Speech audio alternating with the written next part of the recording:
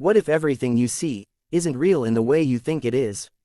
Not just in a poetic sense, not just, life is an illusion, kind of way.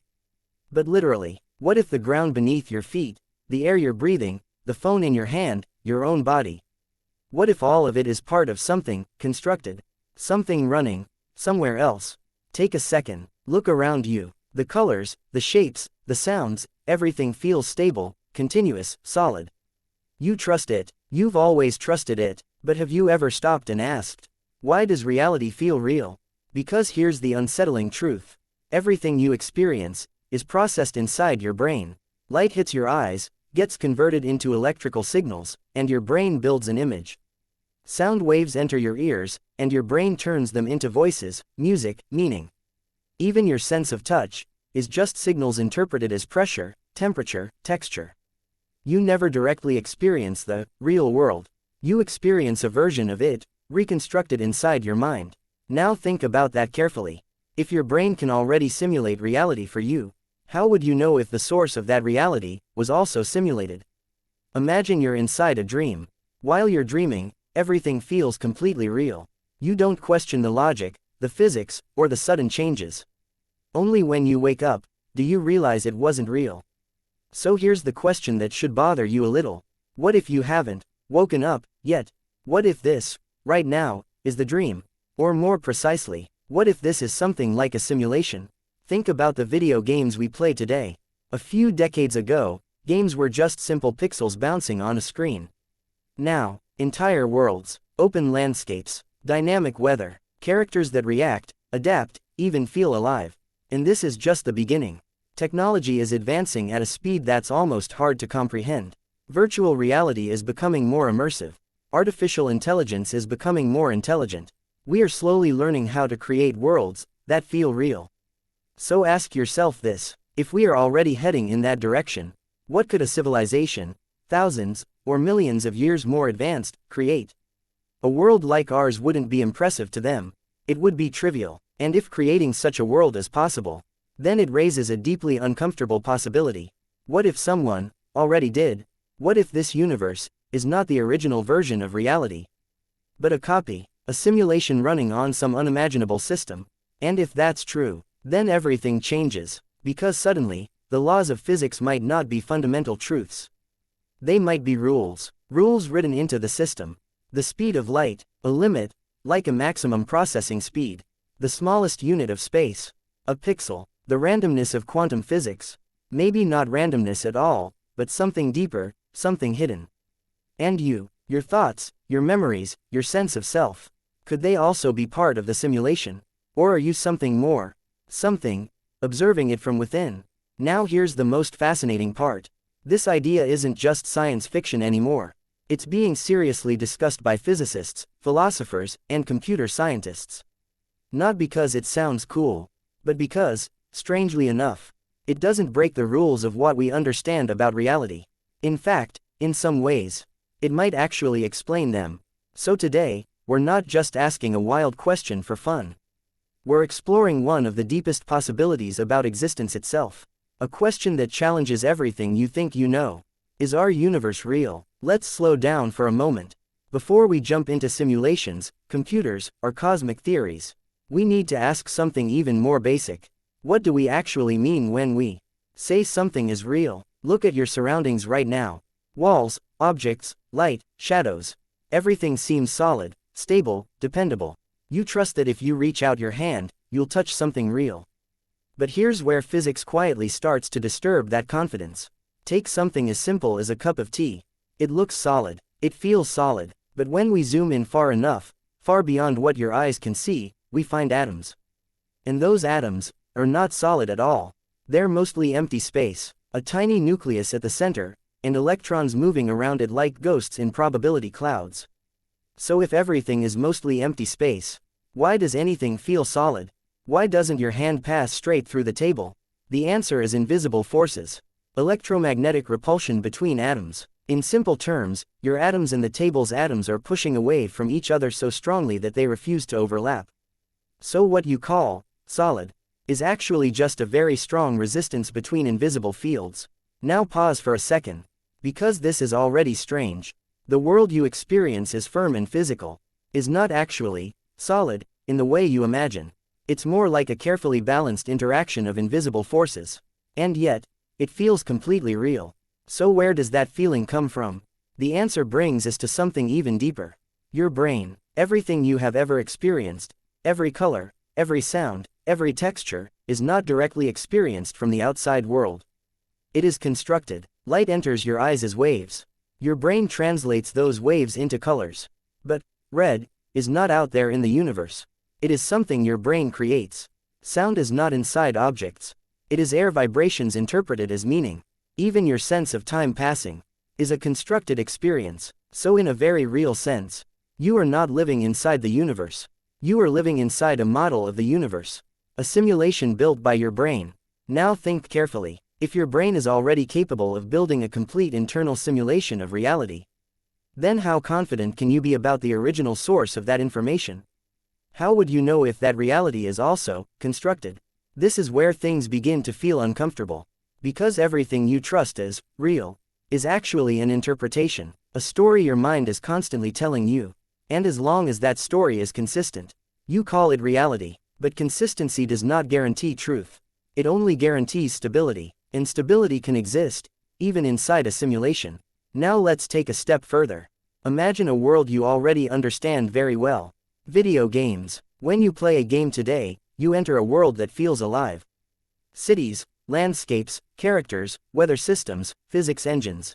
Everything works together to create an experience that feels real enough for you to get emotionally invested. But underneath all of it, there is no real city, no real sky, no real water, only code, only information being processed by a machine.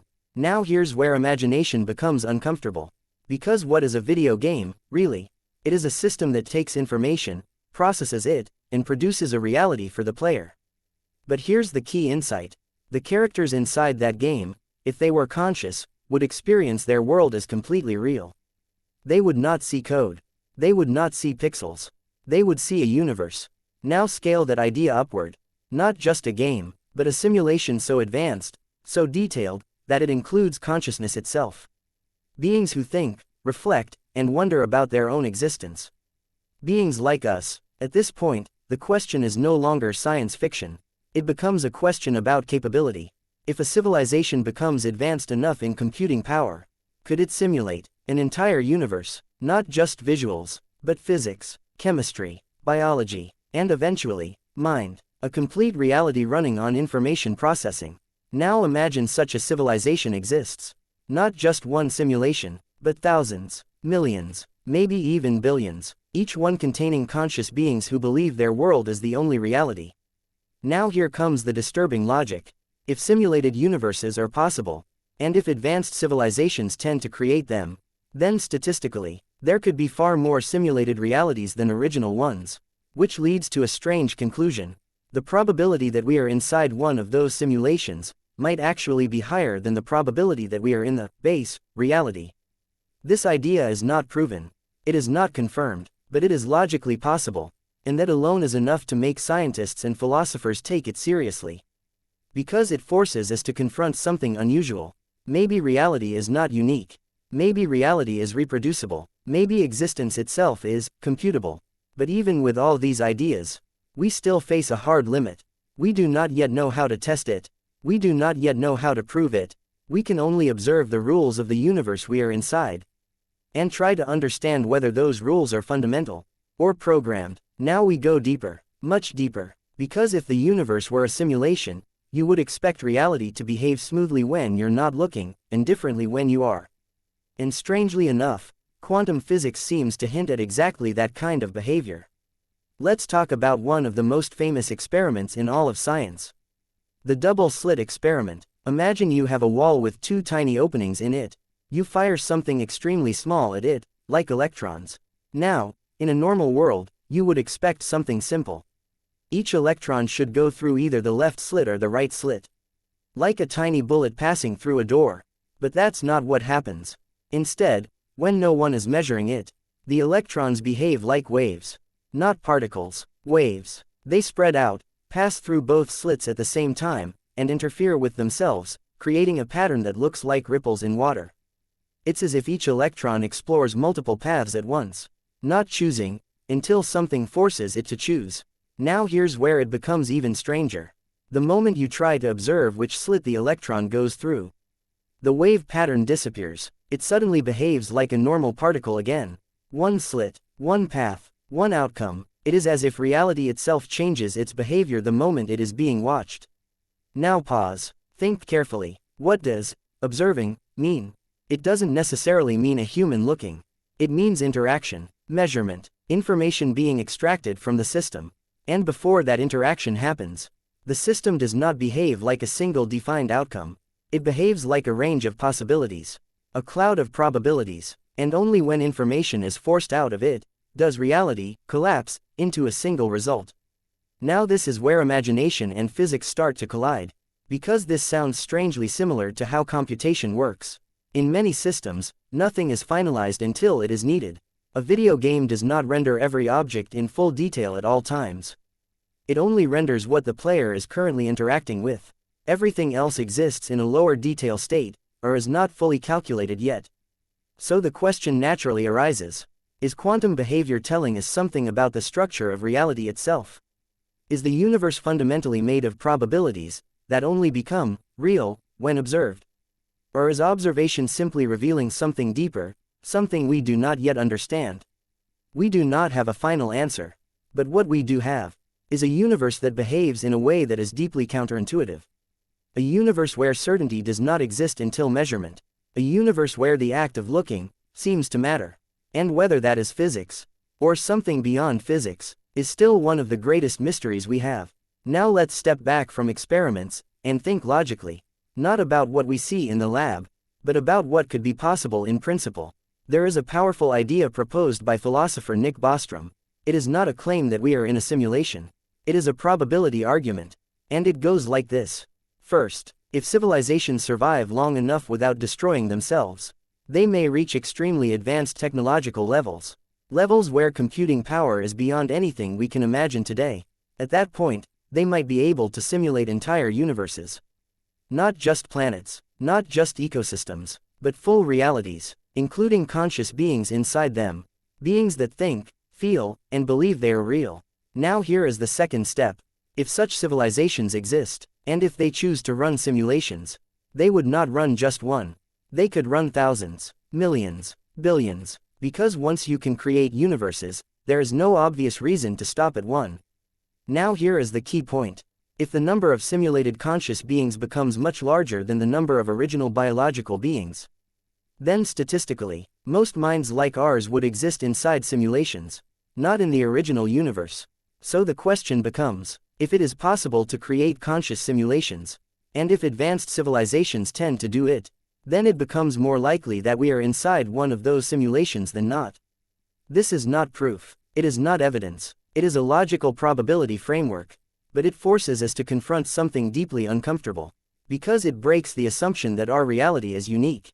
It suggests that reality could be layered, stacked, replicated, and that what we experience as the universe could be just one instance among many possible versions. Now, of course, there are objections. Maybe civilizations never reach that level. Maybe consciousness cannot be simulated. Maybe there are limits we do not understand. But the argument is not about certainty. It is about possibility. And once that possibility exists, it changes how we think about everything. Because suddenly, we are not just asking what the universe is made of. We are asking whether the universe itself could be engineered. Now let's step back from experiments, and think logically. Not about what we see in the lab, but about what could be possible in principle. There is a powerful idea proposed by philosopher Nick Bostrom. It is not a claim that we are in a simulation. It is a probability argument. And it goes like this. First, if civilizations survive long enough without destroying themselves, they may reach extremely advanced technological levels. Levels where computing power is beyond anything we can imagine today. At that point, they might be able to simulate entire universes. Not just planets, not just ecosystems, but full realities, including conscious beings inside them. Beings that think, feel, and believe they are real. Now here is the second step. If such civilizations exist, and if they choose to run simulations, they would not run just one. They could run thousands, millions, billions, because once you can create universes, there is no obvious reason to stop at one. Now here is the key point. If the number of simulated conscious beings becomes much larger than the number of original biological beings, then statistically, most minds like ours would exist inside simulations, not in the original universe. So the question becomes, if it is possible to create conscious simulations, and if advanced civilizations tend to do it, then it becomes more likely that we are inside one of those simulations than not. This is not proof, it is not evidence, it is a logical probability framework, but it forces us to confront something deeply uncomfortable, because it breaks the assumption that our reality is unique.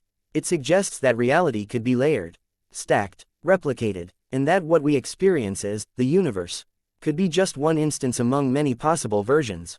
Now, of course, there are objections. Maybe civilizations never reach that level. Maybe consciousness cannot be simulated. Maybe there are limits we do not understand. But the argument is not about certainty.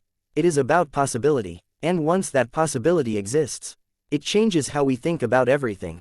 Because suddenly, we are not just asking what the universe is made of. We are asking whether the universe itself could be engineered. Now, after all these ideas, simulation, quantum behavior, probabilities, cosmic speculation, it's easy to feel like we are supposed to reach a final conclusion. But that's not how nature works. And it's not how great scientists think. If you look at the way Richard Feynman approached reality, there is something deeply important to understand. He was never obsessed with final answers. He was obsessed with understanding what we actually know, and what we do not. He had this attitude that the universe is not something to be conquered with certainty, but something to be explored with curiosity. And that changes everything, because whether or not we live in a simulation, the deeper truth is that we are already inside something mysterious. We already live in a universe where particles behave like waves, where observation changes outcomes, where space, time, and matter behave in ways no human intuition naturally expects. Even without simulation theory, reality is already strange enough. So Feynman's style of thinking would not rush to say, yes, we are in a simulation, or, no, we are not. Instead, he would ask better questions. What do we actually observe? What do we actually measure? What can we test? And what are we simply imagining because it feels exciting? Because the danger in big ideas is not that they are wrong. The danger is that they can become more attractive than reality itself. So the real lesson here is not about proving simulation theory. It is about learning how to think clearly in the presence of mystery. To hold uncertainty without turning it into fantasy. And to stay grounded in observation, even when imagination goes far beyond it. And maybe that is the most honest position we can take. We do not know what reality ultimately is. We only know what we can experience, measure, and question. And that uncertainty is not a weakness of science. It is its strength, because it means the story is not finished yet, and neither is our understanding of it. So after everything we've explored, after all the questions, the theories, the strange behavior of quantum particles, and the possibility of entire simulated worlds, we return to the simplest place we started.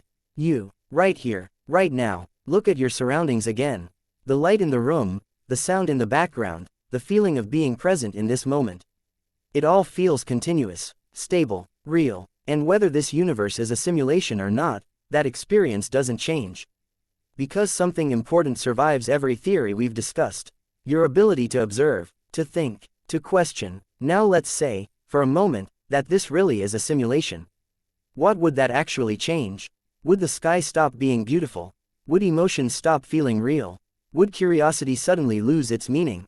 No, because even in a simulated world, the experience inside it is still experienced.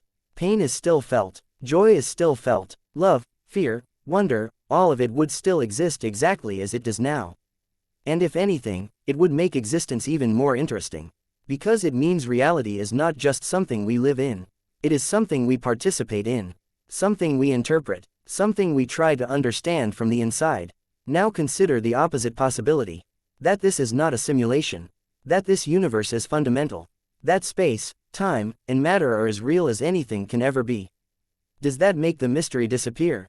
Not at all. Because even in a base reality, we still face the same unanswered questions. Why do the laws of physics exist in this form? Why is there something rather than nothing? Why does mathematics describe the universe so perfectly? So no matter which direction you go, simulation or not, you still end up standing in front of the same wall of mystery. And that is where something very important